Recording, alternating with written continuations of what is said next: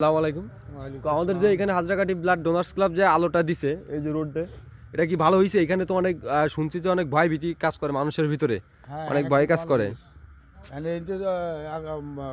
15 দিন আগেও একজন পড়ে গেছে এই গাড়ি নিয়ে, তার নাই বতি ঠেসিস। আর এনতে 10-12 দিন আগেও আর একজন ভয় পাইস এনে অন্ধকার খুব জায়গা, ভালো জায়গা, মানে এত অন্ধকার হ্যাঁ তা বললি হবে না। খুব সুবিধা হয়েছে এই আলো দিয়ে।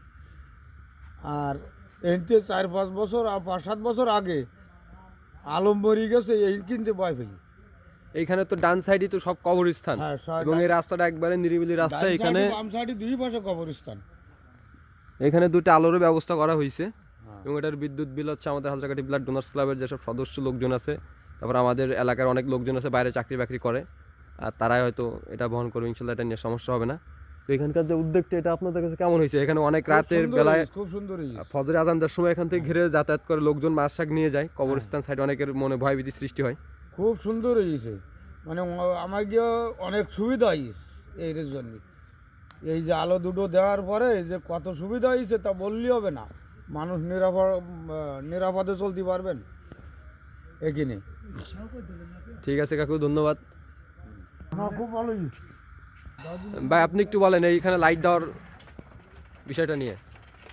অনেক সুন্দর হয়েছে। এখানে লাইট দেওয়ার ফলে কি মানুষজনের উপকার হবে বলে আপনি মনে করেন? সুন্দর হয়েছে অনেক।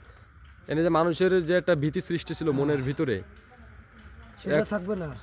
হ্যাঁ সঠিক। এই যে আপনাদের যাতায়াত করতে অনেক অনেক সুবিধা হয়েছে। এই জায়গায় অনেক ভয় ভূত থাকে, একা একা চলাচল করা যায় না, একা একা আসা যায় না। তারপর অনেক ভয় ভূত থাকে। আমি রাত্রে আসি 10টা-11টার সময় আসি, এরপর এই রাত 11টার দিকে 12টার দিকে কারখানাতে যাই, তাও এমনি অনেক আতঙ্ক থাকে। আর এখানে তো কবরস্থান, যার জন্য আর একটু সমস্যা হয়। জি, অনেক ভয় ভূত পেতে মনের জন্য, মনের খোলের জন্য, মনের খোলের জন্য একটা ভয়, এটা কাঁপিয়ে ওঠে। এই আলো দেওয়ার পরে এমনি এটা দেখি যে অনেক শান্তি হতে, যে একটা আলো আছে সামনে পরে। ঠিক আছে ভাই, ধন্যবাদ আপনাকে।